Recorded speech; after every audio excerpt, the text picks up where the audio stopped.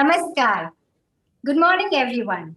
On behalf of our chairperson, Deepthi Reddy, and the entire YFLO committee, I, Ridhi Jain, YFLO Secretary, Hyderabad, welcome you all today to salute the medical fraternity, who are our most prominent heroes, especially during such a pandemic which continues to impact the nation and the world. Whenever the art of medicine is love, there is also a love of humanity. This quote resonates with me because at the moment we truly see the medical care providers act selflessly to save each human life. A hero is brave, determined, selfless, protective, someone who inspires us all. Let us welcome our frontline heroes on the panel today. Dr. D. Nageshwar Reddy ji, Chairperson of AIG Hyderabad. Dr. Sangita Reddy ji, Joint Managing Director of Apollo Hospitals. Dr. Aparna Reddy ji, pediatrician at Rainbow Hospitals, to share their thoughts with us. To moderate the session, we have Malliha Fatima, a well-known journalist. I'd like to inform all of you that we will turn off the audio and the video for the moderated session for better clarity. Kindly cooperate. If anyone has any questions, please put them with your name in the chat box and we will take them at the end of the session. Thank you, Flow and YFLO past chairs, Flow Committee, Chapter 12 members for joining us at our very first event with YFLO Chairperson, Deepthi Reddy. She's the Director of PVR Projects Limited. They build dams, canals, pipeline work for lift irrigation schemes for government in Maharashtra, Karnataka, and Andhra Pradesh. A highly skilled and organized woman. Deepthi's dynamic vision has further been developed as a result of leading a huge firm. She further wishes to empower more women in different fields through her various initiatives. These include more opportunities for girl child, women farmers, and hygiene-related issues. She wishes to provide a platform for them to excel and succeed.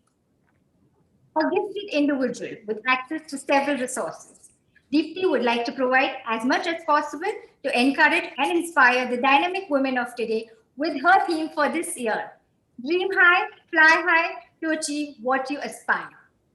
May I now request our YFLO past chairperson, Shilpa Datla, to say a few words. Over to you, Shilpa.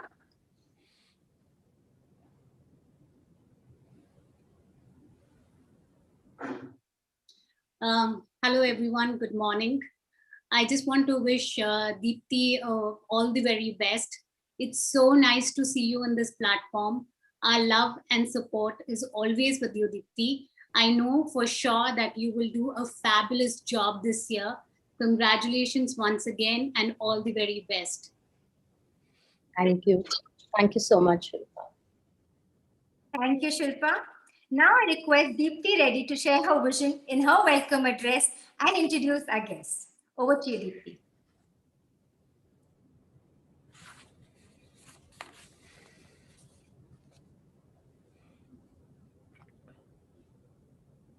Good morning, everyone. A very warm welcome to the past chairs, guest speakers, and all the members who have joined us for this wonderful event, a tribute to our health workers, our frontline heroes. Thank you so much, Shilpa and Ridhi, for all your kind words. As the 16th chairperson of YFLO Hyderabad, I am truly honored for giving me this opportunity and will definitely work hard and make a mark this year. My motto is Dream High, Fly High to achieve what we aspire. And my vision for this year is to work on holistic health of each member in these critical times, bring in programs which help engage in fun learning experiences. Power to empower is our primary motive, and we intend to work on that on every aspect in providing proper networking and bringing the inner strength in each one of you, and help the girl child with their education and personal hygiene. And we're also working on the women farmers module. Here's a slide introducing my vision and my committee who's truly dedicated. IT team, can you please play the slide, please?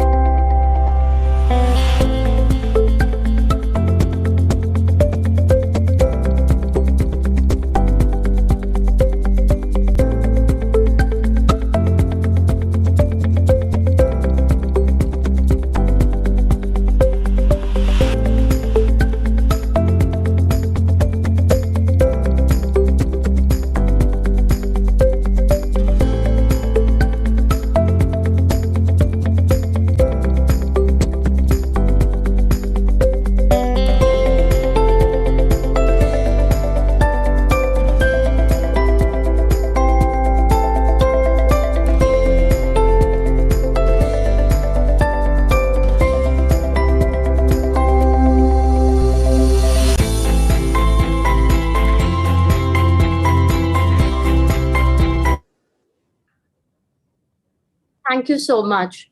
Now I introduce our three dynamic speakers who were there for us throughout in this pandemic.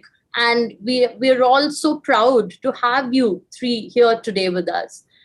When the pandemic broke out and we were asked to stay at home, stay safe, but the ones who did not have that privilege were our frontline heroes, who worked day in and night out, hoping to save every life they can. Selfless virtues cannot be forgotten. While we are amidst of another ongoing wave of pandemic, I cannot help but thank these heroes. On that note, I would like to introduce our esteemed guests today, Dr. Nageshwar Reddy Garu, Dr. Sangita Reddy Garu, and Aparna Reddy Garu. Dr. Nageshwar Reddy Garu is the chairman of Asian Institute of Gastroenterology and received numerous accolades for his exemplary contribution in the field of medicine. A recipient of Padma Shri, Padma Bhushan, and Rudolf Steiner Awards is his work which speaks for himself. He has also published 710 papers in national and international peers in review journals. Thank you for joining us today, sir.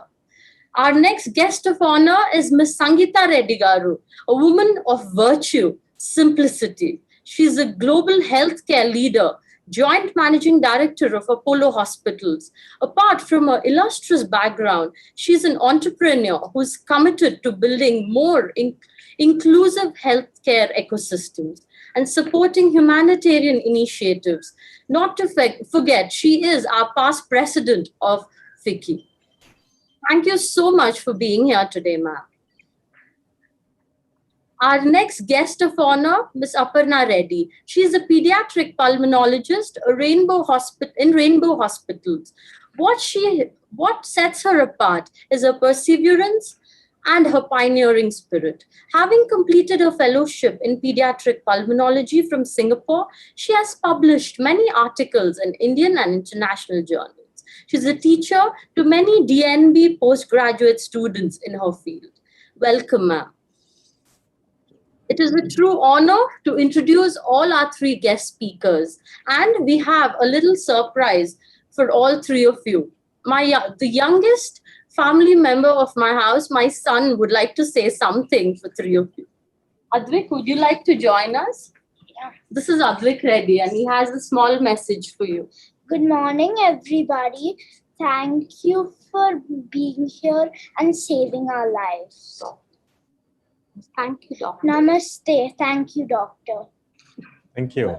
Thank you, Abhik. You're so inspiring. Thanks, Deepthi. That was such a special touch. He really wanted to say this since morning. He was up by 6 in the morning and he was ready, waiting for this moment to talk to all three of you. Very wonderful thought. Thank you so much for being here and, yes, being here today, and we're truly honored to have you. On this note, we have a little felicitation slide which we have prepared for you, and we would love to share that. IT team, could you please play this?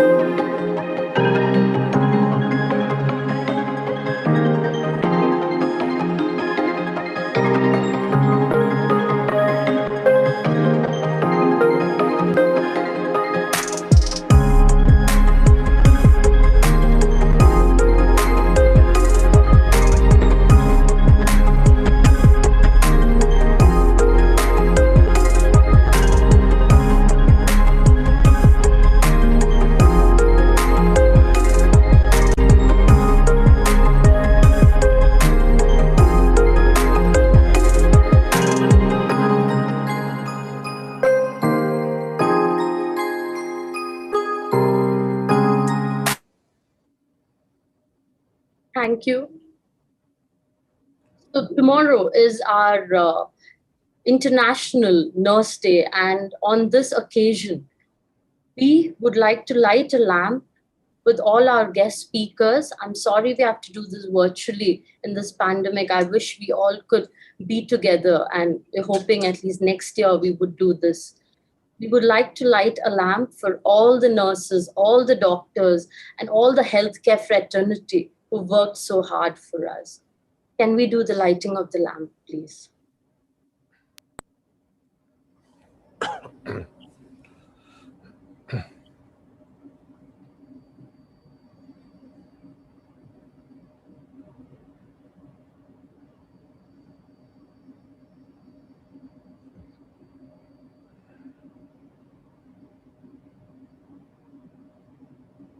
Thank you.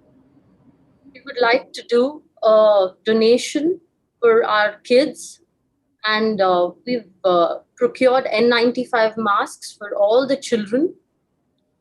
And we would like to do a donation for our A&M nurses who are government recruited, who work timelessly in all the government hospitals and who are responsible for the vaccinations in the rural areas. So this is a little donation, what we are planning to do, and raise funds and help each one of them. Thank you. Today, on this wonderful occasion, I would love to welcome all the three doctors, Dr. Sangita Reddy garu, Nageshwar Reddy garu, and Aparna Reddy garu, and introduce our moderator, Malliha Fatima, who is a well-known journalist, a speaker, and who's worked for WOW Hyderabad, who's also interviewed many industrialists from all fraternity. Malliha, she also runs her own chat show, and she's also interviewed a lot of speakers in YFLO, and one of them is our actor turned our producer, Riya Kapoor. Malliha, on to you, please. Thank you very much, Deepthi. So I would like to extend a very warm welcome to all our speakers who are an integral part of the healthcare ecosystem. So before we begin, I would like each of the speakers to say a few opening words. And I would like to start with Dr. Sangita Reddy. So good morning and namaste. It's a great pleasure to be amongst all of you today. Let me begin by congratulating Deepthi, not only for taking over this wonderful chair, which is a significant step in her journey and her pursuit of serving society, community, and building better awareness about the potential of women and their contribution. So congratulations to you and to all the new office bearers who have joined. I particularly commend your theme of focusing on healthcare, your concept of dream high and fly high. And I actually absolutely believe, almost 10 years ago, I was addressing the women's organization at the ATA conference.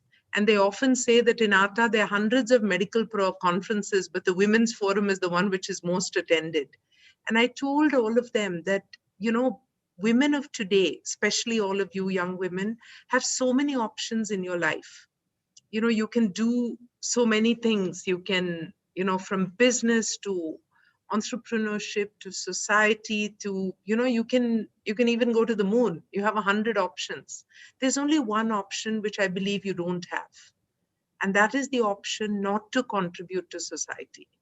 Because you have been blessed with family, with education, with resources. It is very important for all of us to find ways to reach out and help another. You know about our program with Vicky and Flo of empowering the greater 50%. On the eve of Nurses Day, I'm glad you're thinking about nurses, and I'd love to reach out to all of you with a special program for nurses and healthcare workers.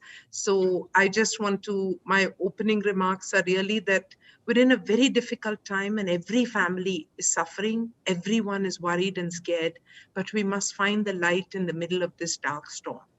We must stay brave and resilient. We will do our utmost in every way, using science, medicine, technology, human spirit, tenacity, togetherness, leadership, whatever it takes, we will do, and work towards saving one life at a time in every possible way. So we commit to doing that, and we request all of you as members of society, as empowered, educated, enlightened members of society, please spread the word of prevention.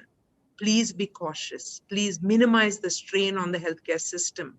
Please help us not just flatten the curve, break the chain, reach herd immunity by taking your vaccines, and come out of this pandemic as a collective endeavor. Keep India safe. And all the very best to all of you as you begin a wonderful year that I predict for you as Fiki and Deepthi. Special congratulations. You've always been positive and very committed to helping society. I'm sure you will do so in a very special way. So all the best for your year. Thank you. Those words were very inspiring. I would now like to ask Dr. Nageshwar Reddy to also say a few words.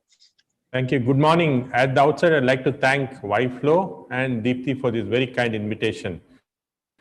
I think I'm the only male in this fantastic group of ladies, so I feel a little odd man out. Lucky you. It's a big privilege to be here. And Deepthi, knowing the kind of work you're doing in terms of empowering women and child education, I think that's very inspiring. Of course, like Sangita said, we as doctors have to face this, like soldiers going to war. We face this every day, and every day in the evening, I'm not sure whether I'm carrying back the infection home, whether the family will get it and so on. But I think, again, like soldiers, you can't tell doctors not to go to the hospital. We have to go because it's part of our job. Hopefully, this pandemic will plateau out. And again, I want to emphasize what Sangita said, that we must all vaccinate ourselves. This is very important message that we'd like to send out from the medical fraternity. Vaccinate. As soon as the vaccines are available, vaccinate yourself, not only to protect yourself, but protect your family and protect the society. It's a great honor to be here among this group of YFLO, and thank you very much for this invitation. Thank you very much, sir. And now I would like Dr. Aparna Reddy to say a few words, please. Hello, good morning to all of y'all. I thank Deepthi Reddy and all the executive committee members of FICCI. Thank you for giving me this opportunity to talk to y'all. And I would say a few words more about our healthcare system and our doctors. When this thing started, this whole COVID pandemic, even I was one among them where I was just thinking whether I need to step back, just like any other healthcare worker, because everyone was only talking about, okay, how risky it is and we should not be going out at that juncture, just to move forward and go in because you don't know what you're coming back with. You yourself taking the risk is one thing, but you come back and give it to your children or to elders in your family is a very big thing. And here, unlike abroad, we were not isolated in a different place. We didn't have the opportunity to stay in some other place. We came back home, lived with our family. So it was definitely a big risk for all the healthcare faculty. And really, I think it is a very nice thought that all you non-doctors, the whole FICCI group and Deepthi had thought about us and said that they wanted to at least thank us and had this in our mind. So to all of y'all, I would say just stay safe. Don't move around, wear your mask, please. And even being a pediatric pulmonologist, I would say now that in the second wave where we see so many of the pediatric population being affected, even the morbidity is much higher than the previous one. So it's very important not just to wear the mask, but to also provide the mask to your children. So whenever they move out, or sometimes even at home when you have your staff moving around. So it's important for you all to even educate the children to wear the mask. And of course, please vaccinate yourselves. So I thank all of you all for giving us this opportunity to say this. Thank you, ma'am. Thank you very much. My first question would be directed to all three of my speakers. As Dr. Nageshwar Reddy rightly pointed out, you are like soldiers who are going out for war. So during a time like this, what are you doing for your own well-being? And apart from yourself, all of you head hospitals, you guys head institutions, you have a lot of doctors that are working with you. At that point of time, when they're low on morale, how do you boost yourself up, or how do you boost them up? And I would like to start with Dr. Nageshwar. Yeah. So thank you, Fatima, for that question. It's the two aspects to it. One is, of course, regarding what we personally do. I think, like I said, as doctors, we have to be in the front line. We have to be with the patients, looking after them. Fortunately, the first vaccination round was for all the for all the healthcare workers. And in that process, most of us got vaccinated. What we found was that in our hospital, we have about 4,000 employees. And in the first wave of COVID, around 2,000 developed antibodies, indicating that 2,000 were exposed to the virus. After the vaccination, in the second round, when we started studying our healthcare workers, the percentage is very, very less. I mean, the percentage who got the infection was hardly about 70 or 80 people, which means this vaccine definitely worked. And that's a positive thing for us. So we keep telling our doctors and healthcare workers, nurses, and even other healthcare workers that because they're vaccinated, they're relatively safe. Yeah. Because we always, when you go back in the evening, we always have this doubt whether we're carrying this virus. All of us would like to change our clothes. We always now only in scrubs and not in the routine street clothes. So we change and go. We're very careful. But motivation becomes very important because we also have a lot of youngsters. In fact, we have a lot of very talented doctors who are out there looking after these patients, and they have to constantly be constantly motivated. And we have meetings together. We talk to each other, and if any hospital employee becomes sick, everybody is together to look after the hospital employees. Fortunately, we haven't had mortalities among them, but some of them got really sick. So self-motivating and motivating each other becomes very important in this time of the epidemic. Thank you. Thank you very much. I'd like to pose the same question to Dr. Sangita Reddy, although she's a very inspiring individual. But at this point of time, how are you dealing with the younger doctors, or how are you suggesting that they cope with such an unprecedented time? So it's honestly, Malliha, a very insightful question in itself, because you can only fight when you have your entire mind, body, soul all together. So I think once we realized the gravity of the situation, the need, etc., we went through a series of preparatory steps. The first one, I think, was to make sure that they were equipped and prepared. So whether it was adequate PPEs, the equipment, the process. We also looked at briefing to patients, security, so that they didn't have to spend time doing unnecessary tasks. The second thing is that any human being or individual thinks first about their family. So we tried to do preparatory steps towards our staff, family members, teaching, training, how do you stay away, wear your mask, what are the steps that we can take. All elderly family members, we encourage them to come in and take the vaccination in the first wave. So not just healthcare workers, but our staff's family members was hyper prioritized. We then said that we will ensure that if they need, because everybody was hearing these stories about begging for beds and ICUs. So we reassured our staff that we would prioritize the bed allocation. We also shared with them studies like Dr. Nageshwar Reddy appropriately said, and he has a great research background. We also, have been studying our staff, seropositivity and rate of reinfection post-vaccination. And I'm thankful to say of our overall 76,000 staff, 38,000 were eligible for the vaccination. We didn't, use this for administrative. We only used it for frontline. Of those 38,000, the incidence of reoccurrence, many of them did get the infection, but the severity of it was very low. And we spread this message that they are safe, and when they're unwell, that we will take care of them. We also created the hotel project, the Stay Isolated. So if our staff are sick or if they believe they've been exposed, they can check into a hotel room that night, which is a dedicated hotel room, so that they don't take this back to their family members. Over and above that, tomorrow we're actually launching a psychological helpline, because you may have known a major hospital in Delhi had a young doctor commit suicide. And when I heard that, I could really empathize with that, because I know how it feels when you go home every evening and know that people are begging for beds, and you've done everything you could. We've added in the last 3 weeks over 250 additional ICU beds. But we still can't serve everyone. So we're adding a psychological helpline, and also working on other methodologies, whether it's, the COVID allowance, other future supportive mechanisms. So our staff really know we're there for them.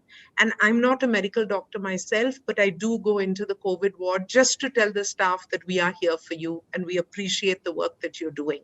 So, little bit, some sweets, some pizza, some cake, some notes and messages. Our WhatsApp messages continue to say that the good message of our patients is the oxygen that we need. So every time a patient sends a good message, I'm sending this around to staff. So we're trying a multi-dimensional physical and emotional support to staff to ensure that they can fight the best battle possible. And then oxygen, remdesivir, tocilizumab, all these critical drugs. We're working very hard on the back-end supply chain to make sure that they are available for our medical staff and they don't have to worry about that. So this is like a brief nutshell of what we're trying to do to keep our frontline very motivated and able to deliver the best possible. Okay, now I'd like to ask that question to Dr. Aparna Reddy, because you also teach. So there are a lot of young doctors looking up to you. So in a high pressure time like this, what do you say to them, and what do you say to your colleagues and the younger doctors that are working with you? And of course, you're working with children. So what do you think about that entire aspect? I somehow always felt that pediatricians are a tad bit more sensitive, because they're working with children. So what do you feel about that? About this particular situation? See, the best thing is the doctors, the junior doctors, the entire staff is seeing everyone right from the senior most working. So nobody is stepping back. All of us are protecting ourselves, moving on forward. And now, especially after the vaccination, it's even more safer.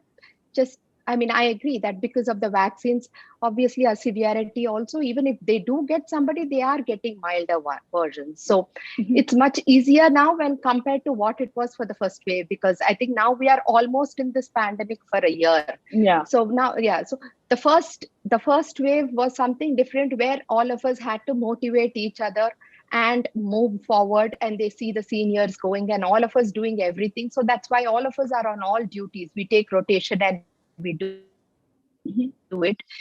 So the juniors are with us and we are here to protect each other. So wearing masks, protecting yourself and vaccinating it is what it is. So those are the essential key points. Those are the key points.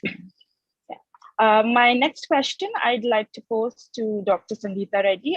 The second wave, is it far more fatal than the first was, apart from statistics, from a scientific point of view? And how far are we looking at it? Are we, is it 2 months, 3 months? When do you think it will plateau out? So honestly, Malliha, we have not yet finished the second wave, so we will not be able to collate appropriately fatality rates as of now. But what we are seeing is the new variant is definitely more infectious and multiple more severe patients. The sad thing which we're seeing is younger patients. So this scenario we did not see as much earlier. But I've seen, a 39-year-old air hostess, a 27-year-old young pregnant mother, and these two are on the ECMO right now battling for their life.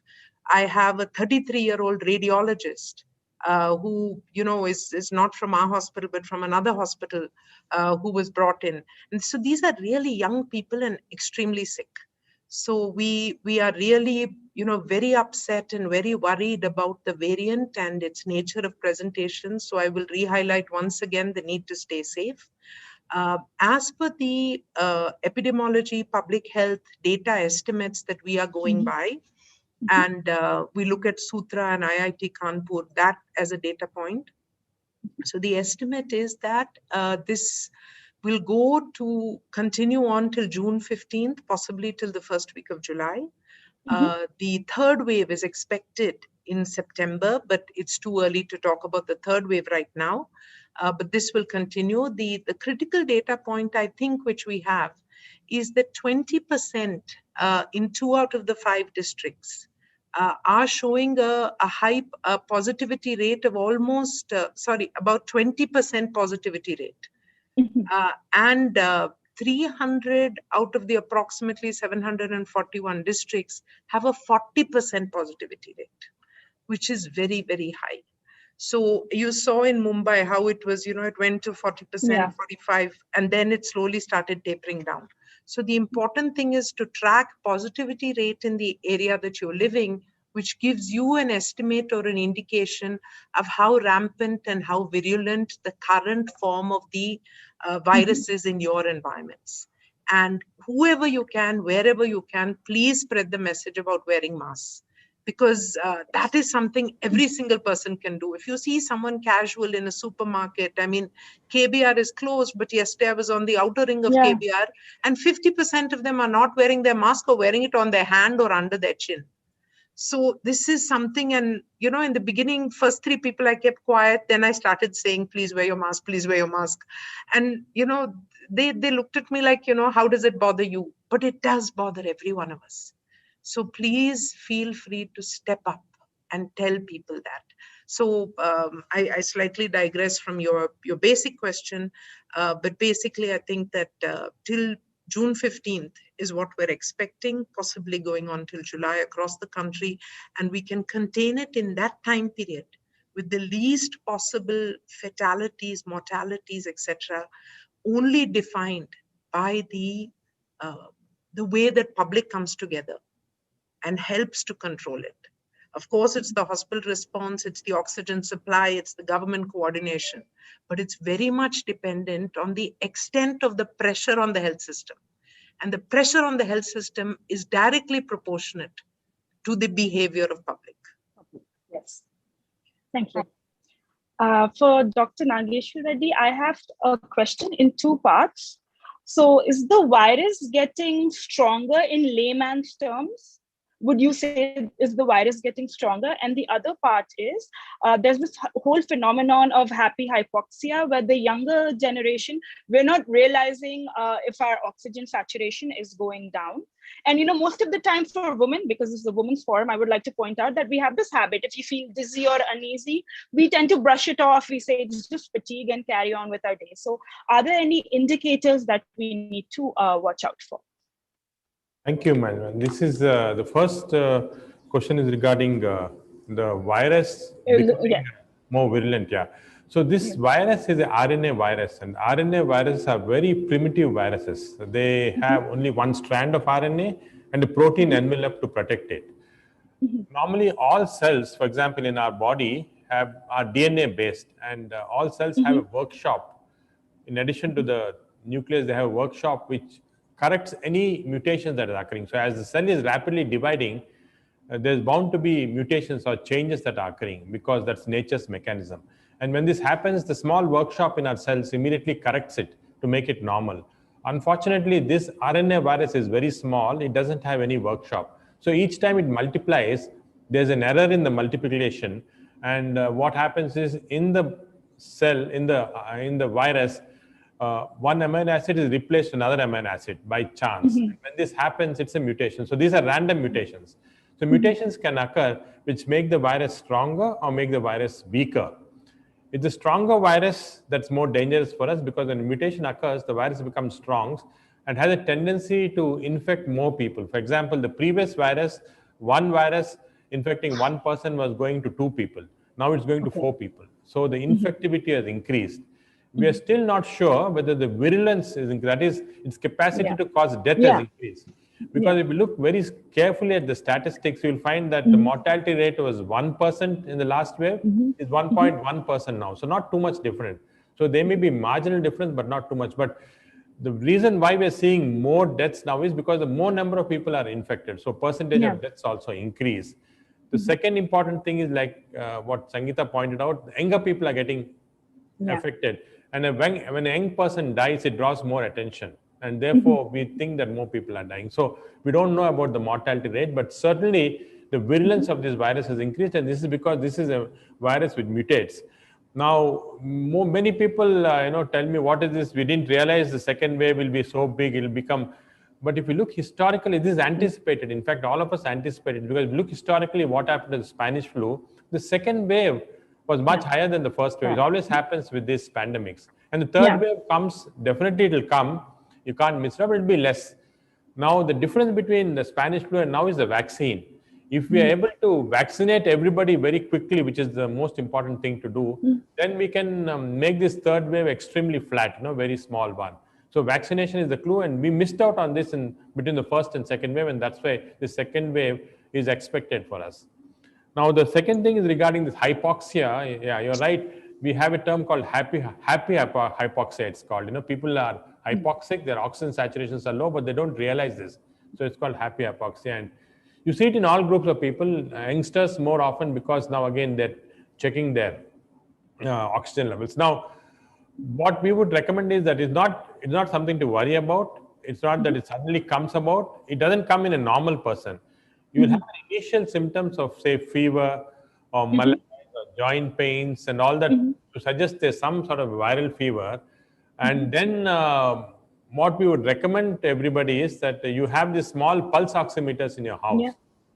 Also, you have to be careful when you select the pulse oximeters. Some of them are not working properly. Just check that they're working properly. And it's very simple to put it onto your finger and you can see the oxygen saturation. For most people, especially youngsters, the oxygen saturation would be above 96. If it is below 95, we have to keep walking. We have to keep watching, especially we do what is called the walk test. You walk for 6 minutes and recheck again. And you should not fall below 90. If it's falling below 90, that means there's a chance of hypoxia and you should report immediately to a doctor. So this can sometimes occur. So compared to other lung diseases, when people have this COVID-19, they don't recognize hypoxia very quickly, and that's the reason why they come very late. To recognize this quickly, we would suggest that you extensively check yourself in the house with the small pulse oximeters. It's not really a symptom that most people have experienced earlier in the regular viral fevers, or probably have not noticed. Yeah. So this we tend to overlook it. This is unusual, Fatima, confined only to this disease. So that's why it can sometimes be notorious in the sense people then come to us with an oxygen saturation of 70 and so, and then have to be put on a ventilator. Thank you. My question directed to Dr. Aparna Reddy is, the third wave is expected as soon as September, October. And of course, a lot of international panels and research is saying that, this time adolescents and kids will also be infected. In the West, they've already started plans to vaccinate adolescents which are above 12 years. So what can we do to prevent children from getting the virus? Of course, there are the regular preventions, but anything different in the children's pattern that you would say? And would you suggest a HRCT scan for children? Because earlier, I think the last wave, it was not really advised or maybe not needed. So there's a lot of talk about this third wave and that it is going to affect, and because the first wave was more for the older ones and then the second wave for younger. So now they're saying the third wave is going to be the pediatric population. So we see this is probably more possible in the West where they have vaccinated most of the people, but here we don't know because I'm not sure by then if it does happen, whether we would be vaccinated, whether all adults would be vaccinated. But according to predictions, if it does happen, so right now we are not ready with any vaccine as such. There is FDA approved vaccine. Pfizer is given for the teenagers now, but not age group, which means the 15 years. And I think most of them are still in the trial basis and we are yet to wait for the trials to be over before we start giving. So yes, if by then we are ready with the vaccine, then I would say first vaccinate the child. And it's very difficult to keep the child indoors. And what has happened is that most of the times the kids are, unlike the first wave, the second wave, where like in the first wave, we saw that the kids were less. And so we would not even test the kids if they didn't have symptoms. But now we are seeing that even if the rest of the family members have not shown any symptoms, or probably they were asymptomatic, not sure, but the kids are coming up with the symptoms. And when we check them and they are positive, and you check the rest of the family, they are also positive. So who has given to whom, we are not sure. So yes, and regarding the, so I would say regarding, sorry? The scan? That was the second part of the question. Regarding the CT, okay. So I would just say the first part of the question is that we, as soon as possible, should vaccinate the children other than taking the regular regular vaccines and the mask, and then it's a little tougher in children because they play with each other, they go outdoors and play. So catching from one another is another thing. So for third wave, we should be cautious, unlike the adults, that you don't have these the kids going around to playground playing and stuff. Those kind of things should be we should come down with all those outdoor activities for children, with group activities at least. And regarding the second part of the question, which is also if they are vaccinated, we are not sure whether the variant, whether there would be some immune escape. So there's something called immune escape also. We are seeing which could be some of the causes that we see, the mortality is happening. The ones could be even after we take the vaccine, that there could have been an immune escape and some of the kids are more prone. So although they said the immune system is not very well developed, so the cytokine storm won't be so bad. So hopefully it won't be very fatal. Even if it is, it would be a milder one. So regarding the CT scan, so CTs are not really recommended for everyone. If the symptoms are there and they do the routine testing and it is negative, then yes, definitely you go ahead with CT. Or in case, like you see, like in situations where you want to know whether the child has CT scan, but you would do a CT only if there is a negative PCR, or if the child is it doesn't have symptoms, but looks sicker. Okay. So you see all other markers are not very high, but the child is more breathless, then it could be possible that the lungs are more.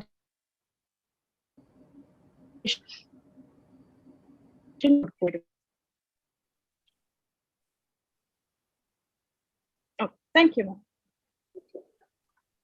Okay, so my next question is for Dr. Sangita Reddy. Is it possible to have a real-time system to check bed availability?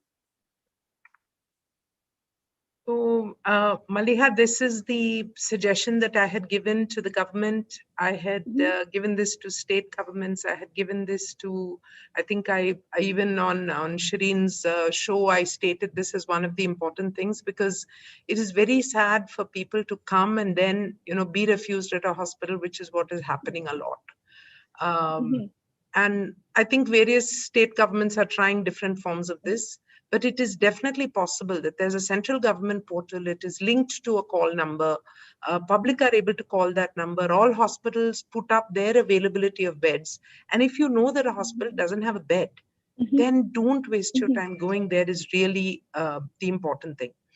But, since I have this opportunity and all of you are, educated and can do so much, I would really, reiterate the importance of first try to stay safe.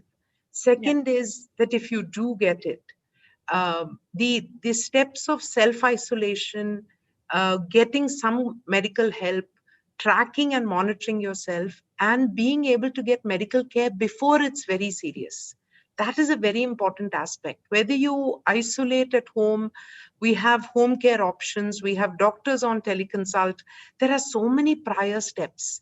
Unfortunately, people are, and I don't mean most of your crowd here is very educated, but if they can spread the message even to their own staff, it's very sad to see that, people just taking some paracetamol for their fever and then landing up gasping with oxygen levels below 70. Those are the things that we have to try and avert, because we are an evolved country. We do have multiple mechanisms in place. There is, a large government system as well. So depending on the individual, my real message is please contact a doctor, follow a COVID care protocol. We had published some protocols. Dr. Nageshwar Reddy released something yesterday. Follow your COVID care protocols and come into a hospital early rather than late, especially if it's for the elderly. Please get, very significant about taking the steps, because proactive treatment with steroid, with remdesivir, and all of you have become half doctors now. You've heard all this. You understand D-dimer value. You're quoting my CT scan, CORAD score is this. You've figured all this out. So proactive prevention, proactive treatment, spreading the message, keeping the community safe, vaccinate. This is just the crux of our whole fight, and we're in it together. you. Thank Now I'd like to pose a question to Dr. Nageshwar Reddy. So home care is something which a lot of people are following, people are in isolation, but certain times it gets a bit too much and the patient is critical and they need ECMO support. Now, during this time when they're not able to find a bed, so those even a few hours matter. So any tips you can share, till they find a bed, what does the patient need to do? Because people are trying everything they possibly can, but sometimes it goes a bit overboard. And I have heard cases where a few hours matter and, people succumb in a few hours. Yeah. So thank you, Malliha. As I think just to add to what Sangita said, I think it's very important not to self-medicate yourself. So one of the things that some of the patients are doing is that they're going and buying steroids from the pharmacies. And when you take steroids very early in this disease, you're bound to get complications. And what we're seeing is a lot of steroid-induced complications, self-medications. Because the first week of the disease, we recommend strongly not to take steroids, only in the second week. So when you keep yourself in the home, see that you take very simple medicines like paracetamol and so on, and consult your doctor, because again, there are a lot of doctors on teleconsultations who can help you. Now, if you're in an unfortunate situation, again, like what Sangita mentioned, we're trying to actually, it's not very easy to have this listing of the hospital beds done electronically. Because what is happening now is every hospital is full. You can't put out a vacant bed situation. So every hospital is full. So we're trying to see how to adjust, how to see if you can quickly send back one patient. In the corridors, you put extra beds so that patients who come in very hypoxic can have some oxygen and so on. So this is what I would recommend, of course, is that don't wait till the oxygen saturation is dropped down to below 80 or something like that. It's coming to 90, it's time that you pay serious attention. Also, there are a lot of government facilities which are not being used. Most people are not using these government facilities out of fear that they don't get proper care and so on. But in an emergency situation, if we don't have a bed in all the major hospitals, I think it's still worthwhile to think of quickly going to, for example, TIMS is an institution which is fairly well established by the government. Gandhi similarly. So you can quickly go to one of these, at least temporarily, till you get this oxygen. Because oxygen, fortunately for us, unlike other cities, Hyderabad has been fairly okay in terms, the government has managed oxygen well. So I think get your oxygen, and then 1 or 2 days treatment in terms of remdesivir or something is not going to make a difference. What is going to make a difference is to get immediate oxygen if your oxygen levels are low. Now, what about putting oxygen in the house and oxygen concentrators? This is actually becoming a fashion. People asking us, can we put an oxygen? You can, but I think you should not over depend on this. If you have an oxygen in the house, your oxygen is dropping and you're not able to get a bed, that's okay for short periods of time. But generally, low oxygen should not be managed in the house, should come to the hospital. And unfortunately, the hospitals are really full, but still, if the patient is really sick, the oxygen is low, we are still able to keep them till we get a bed or a ventilator if they need one. There's another point I would like you to elaborate on, because medicines such as remdesivir, they were regulated medications a while ago, but now I think they're fairly freely available. And can you just elaborate on the misuse of it, please? Because I think people are misusing it. Exactly. I think, again, a lot of these medicines, because of panic, people are sort of looking at internet. Panic buying, Yeah, and then getting these medicines are starting to use. Especially remdesivir is a good drug, but it has to be used in the specific indication. The indications are, if somebody is above the age of 60 years, has fever for more than 3 days, has comorbidities like diabetes, hypertension, and so on. This is a situation that remdesivir should be used. Again, younger people going into hypoxia, remdesivir should be used. Remdesivir has shown to definitely shorten the illness, and in our experience also decreased mortality. This has not been the Western experience, but remdesivir there is used in a different situation because of the cost involved. The cost of remdesivir in India is relatively less. It's only costing 3,000 compared to 50,000 in the Western world. So that's both an advantage and disadvantage for us because of low cost. And unfortunately, as happens with every drug scarcity, there's been some black marketing in that, and that is going to resolve. In fact, I talked to all the remdesivir manufacturers recently, and by 15th of this month, they're going to put out a large amount of remdesivir in the market. So this shortage will not be there. But it's important to realize that remdesivir should be used only in the setting of a hospital admission. Only when there's definite indications which are there. It's not a very toxic drug. In fact, steroids are more toxic, but it's of no use if it's not used in the right situation. Thank you. Thank you very much. My question for Dr. Aparna Reddy is, now, parents with young children, they're not able to avoid their children. So is it advisable for them to wear a mask and be around a child if the symptoms are mild? Or, now that we see the disease acting up in the younger patients also, or should they completely cut contact? Because a lot of parents have to care for the child. And if both parents are infected, they are invariably in contact with the child. They are not able to avoid it. So yeah, so this depends on the age of the child, because if the child is smaller and the mother has to actually carry and be along, so obviously then the mother has to wear a mask and she can nurse the child. Now, even in a situation where actually we are talking about even a COVID positive mother can still nurse the baby if she wears a mask. So even if the baby is COVID negative. So it's okay. We can wear the mask, and now and in some situations, if it's an older child and she can take care, she or he can take care of themselves and they can isolate in the room, they can have their food for themselves. Even then, I think the mother needs to just step in to see how the child is doing, take a look at the child, do your regular video consultation, do it along. Here the difference is when you do the video consultation, you do the consultation with the child who is isolated in their room along with the parent.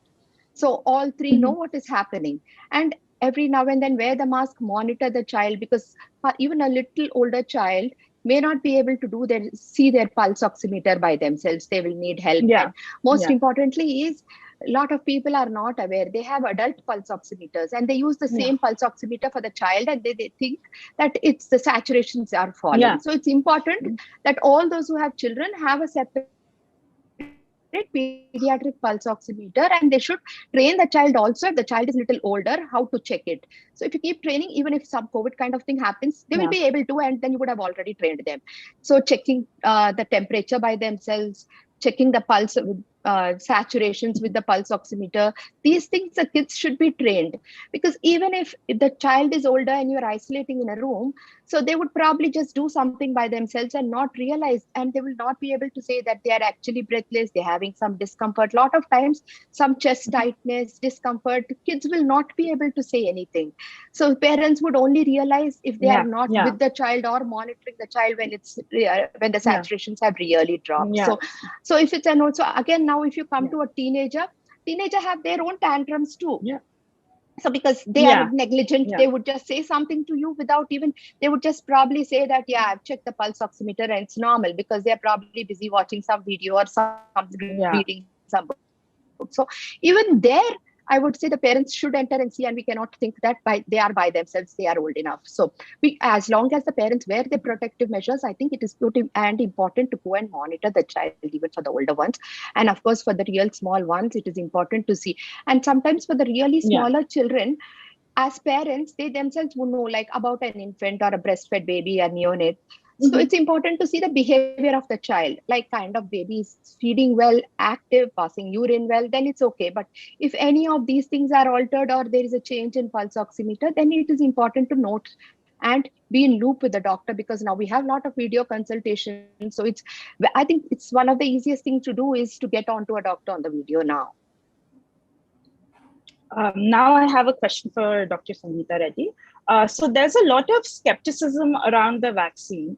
So what I would like to know, like, what do you think, and what does the medical fraternity think, that why is there so much skepticism according for this vaccine? Because especially in India, we've vaccinated for various different diseases, whether it's or our poxes, we've done polio drops, we've done so much. But why is it now in present, in this particular situation, that people are so apprehensive and they have so many questions about the vaccine without the required medical knowledge?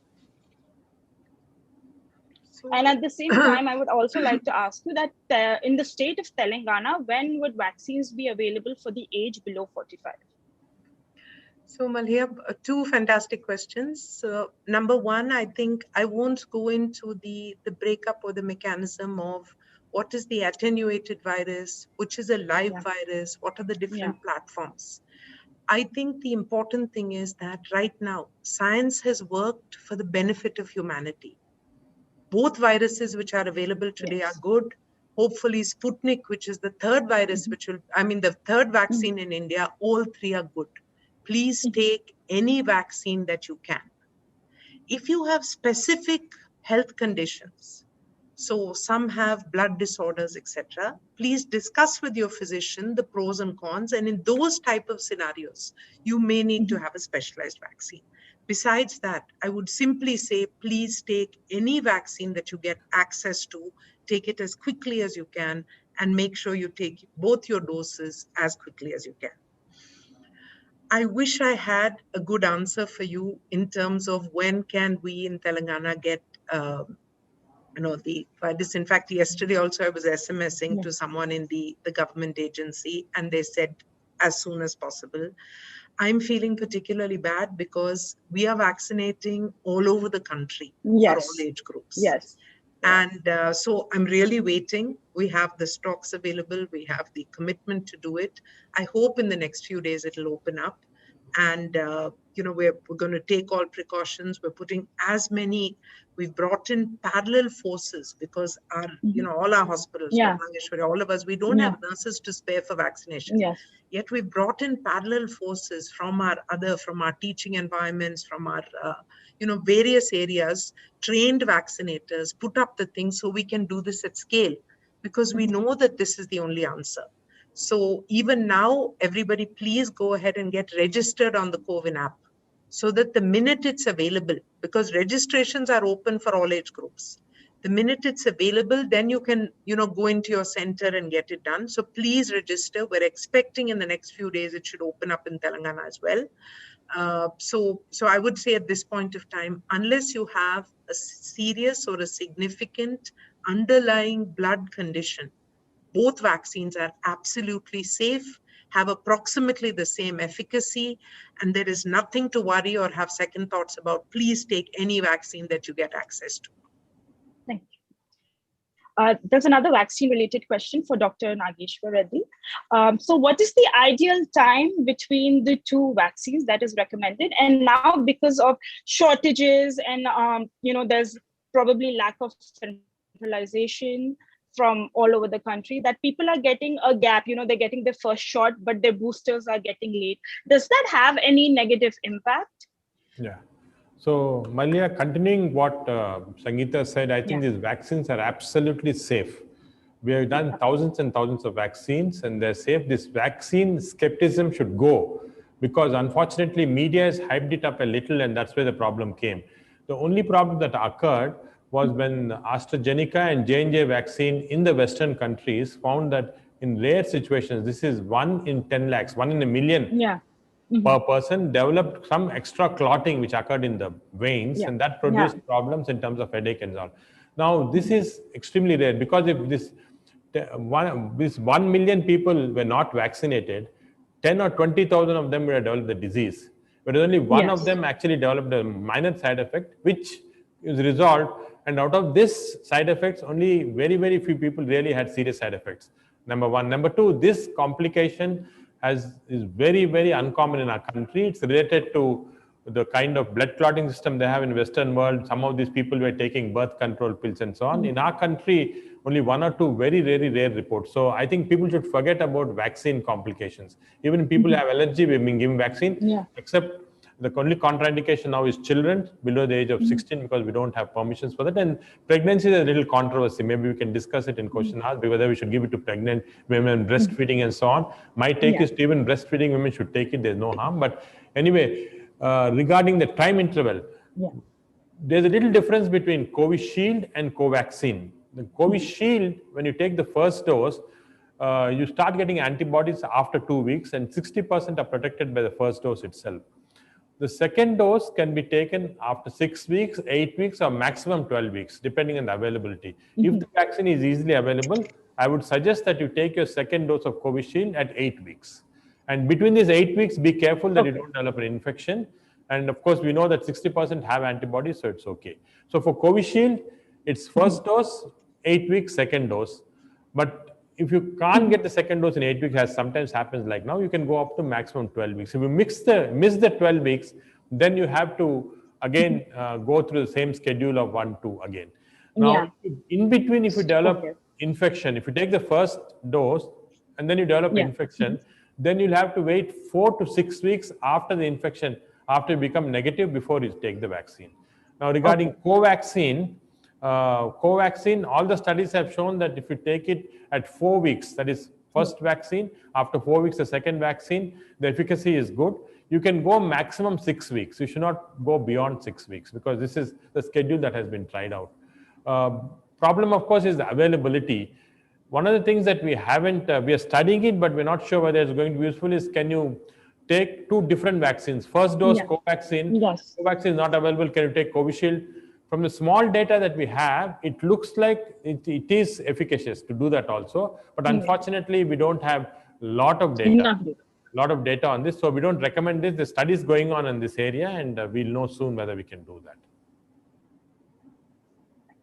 I think, Malliha, I'll just add one point, because this is young YFLO, and many young women are asking, if we're trying to have a baby, should we go ahead and get vaccinated?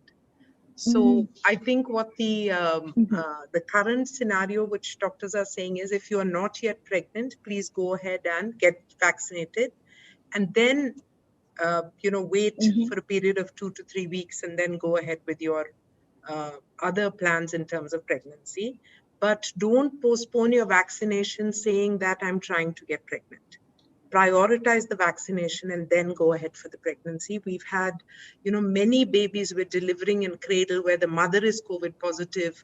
Thankfully, the babies are coming out fine. There are 1 or 2 babies who were also COVID positive, but they also have recovered fine. But it is a significant tension. So for young women, please go ahead very quickly and get your vaccine as soon as it's available, and then plan for your pregnancies. I have a question for Dr. Aparna Reddy. The question is can nursing women get vaccinated if they're nursing a child? Does that have any impact? Another thing is separation anxiety is a huge issue with children. They don't like to stay away from their parents, especially in the younger children. So how can the parents cope with that? And how can the child cope with that? What can the parents do to make the child more comfortable? So, so for nursing mothers, it's, I think, as far as, although no true guidelines have come still, but I think I would say that it is okay to go ahead and take the vaccination. So with the present data that we have, the limited data that we have, that shows that the lactating mothers can go ahead and vaccinate themselves.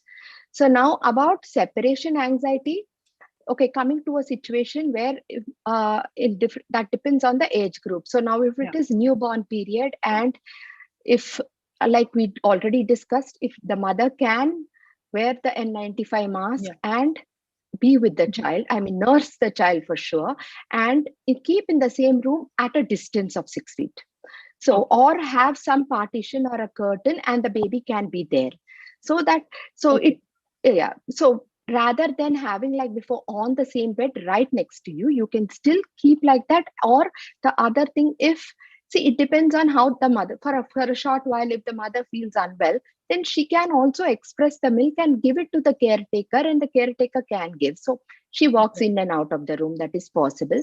Now, if it is coming to about the mother being both COVID positive and the child is a toddler, so then it becomes a little difficult to keep the child totally away. Again, here it depends on severity. Obviously, if the mother is moderate to severe, she would probably be in the hospital, but we are talking about more of the milder ones who are at home and with the child.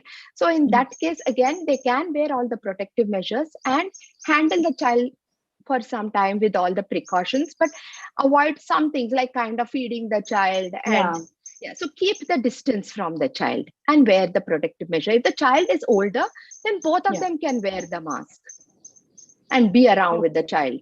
So if it is, and of course, if it is beyond like somebody who's 12 years and plus, I think that is the age now most of the children also understand what COVID is. So they are okay with being to themselves and the mother is quarantined.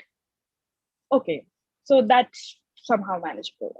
So depends on the age group of the child. So depending on that, the older they are, the more comfortable they'll be. And sometimes it also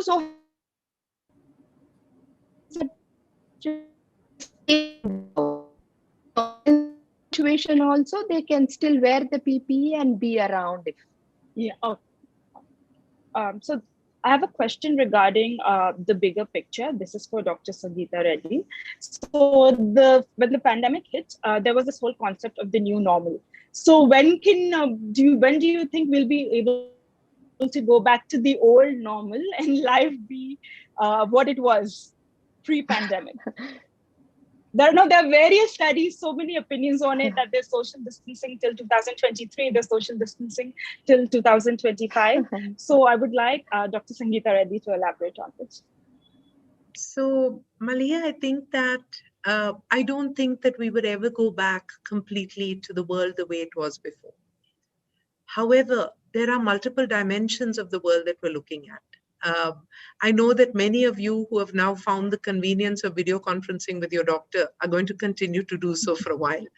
And so organizations are transforming their customer interface to that manner, but that's a smaller point. I think this entire scenario has taught us so much. But first, let's look at the medical aspect of it. So hopefully, if India gets over this wave, June 15 to July, then you will come back to a gap period. And during this gap period, I think you will see more activity, etc., but hopefully with the right kind of social distancing and masking. The significant trigger point is when we have adequate number of our population vaccinated. Therefore, there is a certain, what they call herd immunity. Yeah. And we have enough members of the population with seropositivity, having antibodies, and therefore, even if a few people here and there get, it is not significantly unsafe. That state is directly proportionate to our ability to vaccinate 60 to 70% of the adult population. Our hope, and we have done some detailed modeling based on production and availability of vaccine, global sourcing of vaccine, ability to give the vaccine. Our hope is that we reach this stage sometime in November. And if we do many steps, we can do it faster. And if a few of these things don't happen, it's going to take longer. So in terms of medically, when will things come back to normal? When can you move around with less masks? You've seen countries like Israel declare that you don't have to wear masks in public anymore. That is because they have 100% vaccinated their population. So the goal that everybody must take up as a common and collective goal is please ensure that we get our country populated. So get onto social media, encourage people, find ways to do it, fund your staff who can't, do every step you can to push the country towards 100% vaccination, including in rural India. I'm reiterating the fact that a significant portion of all the districts are showing that over 40% positivity. That means the pandemic in this wave, unlike in the first wave, has reached all parts of the country. And the related impact of this, and this is something, which I want to reiterate to all of you, is please follow all precautions for your staff as well. And staff who are going home, going into villages to visit their family members and come back, need to be isolated, need to wear masks. Please consider the entire ecosystem or the bio bubble that you are creating for your family members. But coming back to the country and to, the new normal, I will end by saying there's the medical aspect, there's the population aspect, and finally, there is the environment and the sociological aspect. Some of the lessons that we have learned during this time, whether it's the importance of time with family, whether it is that life is priceless and precious, that we should build healthcare infrastructure, that we should respect our frontline workers, that our country needs to enhance our budgetary allocations for healthcare so that we have and should, we have adequate space and room, our disaster planning. So there's a series of things that have to change in our country. So I'd request all of you that even as we go back to normal life in 5, 6, 12 months, even as we go back to holidaying across the world, some lessons that we have learned during this period, let's take them forward and ensure that we create a safer society and a safer country and a safer environment. And finally, I think all of us have enjoyed during this period some cleaner air. We found our gardens are brighter and we're seeing more birds than we ever saw before. So let's find ways also to protect the environment.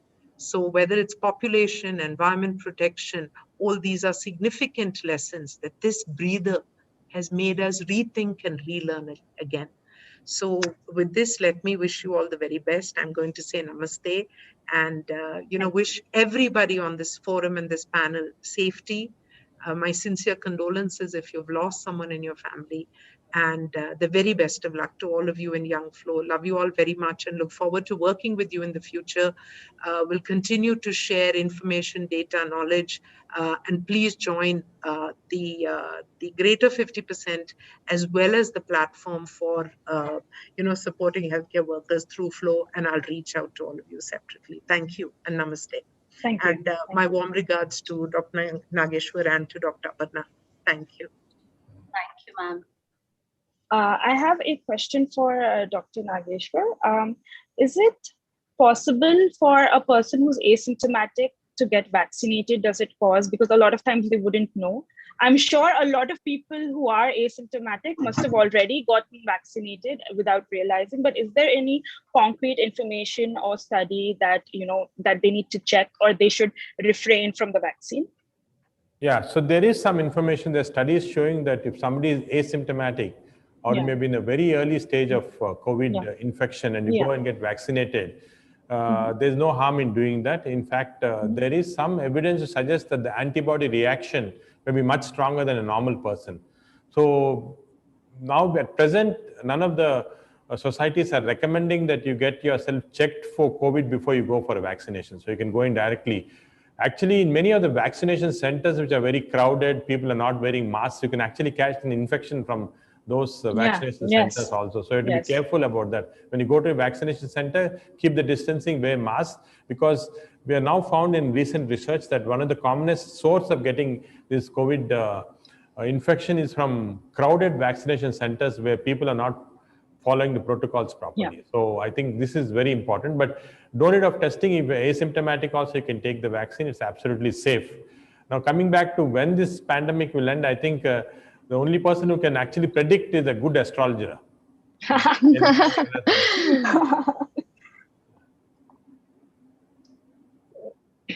Thank you for the question. Dr. Aparna Reddy, a lot of the FLO members, they have a common question that if they have children between the 5 and 10 age group, what protocol should they follow if the child is COVID positive? And do you recommend that they get an RTPCR done immediately if they see symptoms?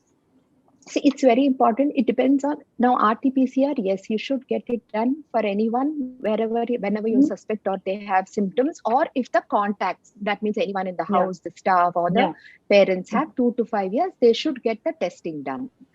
So of course, repeat testing after 2 weeks is not necessary. So once they have finished the quarantine after 2 weeks, now there's no recommendation of repeating the test. And because some of them are just testing after 1 week and seeing and thinking it is negative, so they can actually go out. So that's not the thing. So once the child is tested positive, just 2 weeks of quarantine. And what to do during the quarantine period is, see, if they have mild symptoms, first we have to get in touch with the doctor is the first thing.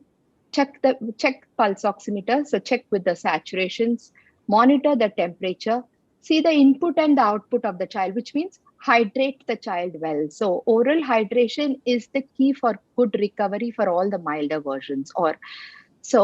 In these children, because at that age, it is very difficult to convince them to drink. So give them any liquids that are available, because we can't say, unlike the older children, that they have to drink only this. So give them more of something like electrol water, give them coconut water or any other oral fluids that are available like fruit juices, soup. So try to hydrate them. And even if they are not eating, hydration is what is important, and giving them the proper diet. And once you get in touch with your doctor, so some things what I would like to say is, a lot of people think that pediatrics is just half dose of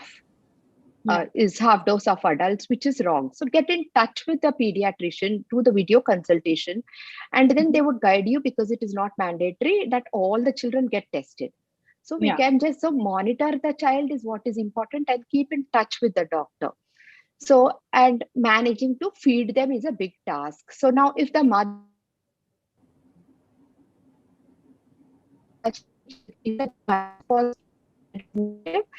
please do wear the mask, monitor, and be with the child. And other than that, again now, so depend. Sorry.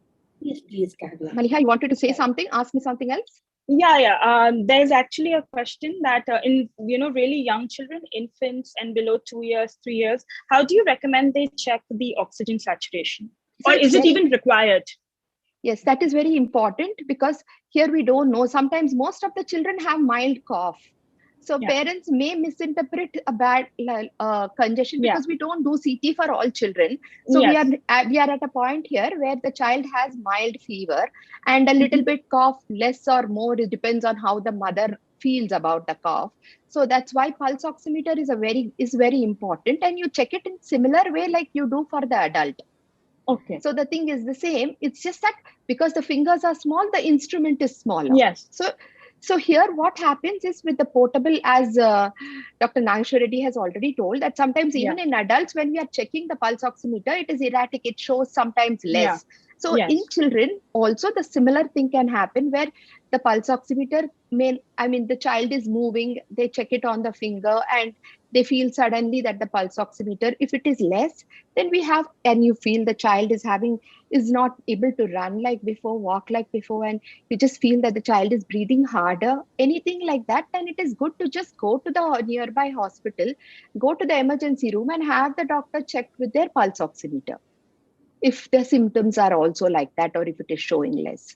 So it's the way you use it would be the same. What is the ideal oxygen saturation for children, like really young children? So 5, 4, 3. Yeah. So ideal saturation for all is above 95. Okay. So it's the same as in adults, where you say above 95 is safe. And if it is coming borderline, now sometimes what happens is look for the symptoms, because this child, 2 to 5 years, what we are talking about, that age group, they wouldn't say anything like the child would probably not be eating, be inactive, is breathing faster, or there is a change in pulse oximeter, is having difficulty in playing around, running around that the child normally does, and is feeling some kind of breathlessness or breathing faster after running or walking and stuff. So anything like that, check with the pulse oximeter, get in touch with the doctor. And if there is something like that, then just go to the emergency room. So other than that, at this age group, for the milder ones, it would be some of them may require some medications or some vitamins and hydration and monitoring temperature and saturations and giving the fever medication is what it would be. Thank you. Deepthi, were you saying something? We wrap up, please? Yes, all right. So thank you for a very informative session. Of course, I can go on and on and on, but of course, we don't have that kind of time. So I would like a closing note from both our speakers, something you would like to say. Dr. Nageshwar Reddy. Yeah, so I think the important message from the medical community like that we'd like to put forward is that for everybody of you is to kindly get vaccinated if you're still not vaccinated. Whatever vaccine is available, take it. There's no difference between the different vaccines. That should be your first priority. Get people around you, your staff, everybody vaccinated. Second, till we are completely free from this, continue to wear masks, do physical distancing and hygiene.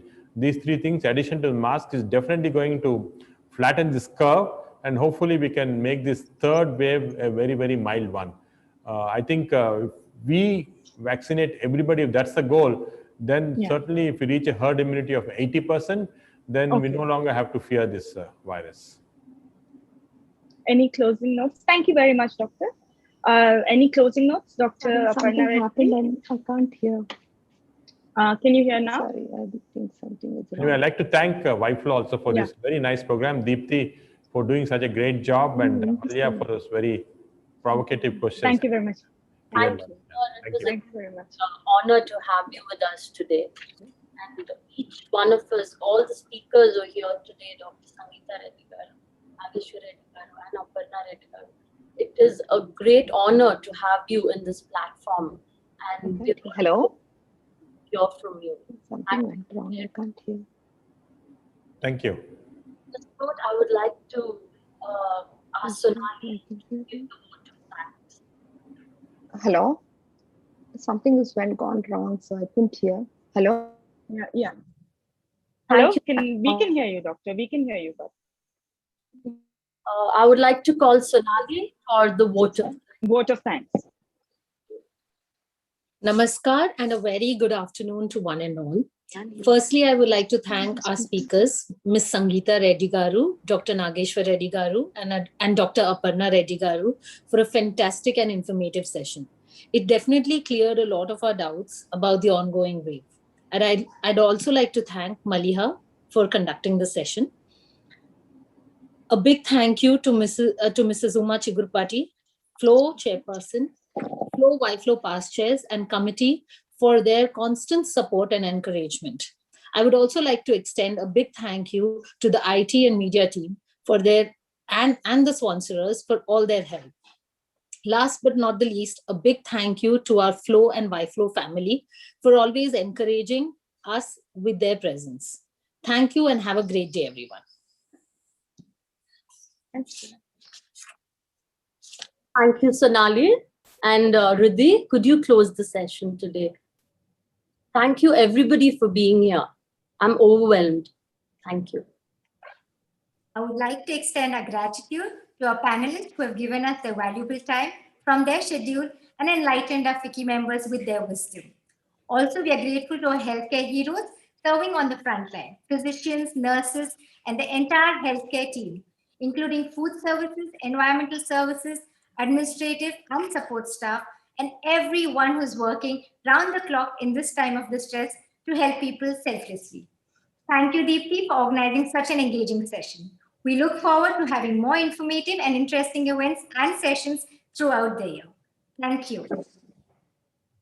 Thank you, YFLO. Thank you, all the committee members, for having me. And a special thanks to Dr. Nageshwar Reddy. I think I'm far too young yet to be interviewing you, but it was an absolute honor. Thank you. Thank you very much. Thank you. Thank you, thank you, one and all. There was some issue with my audio.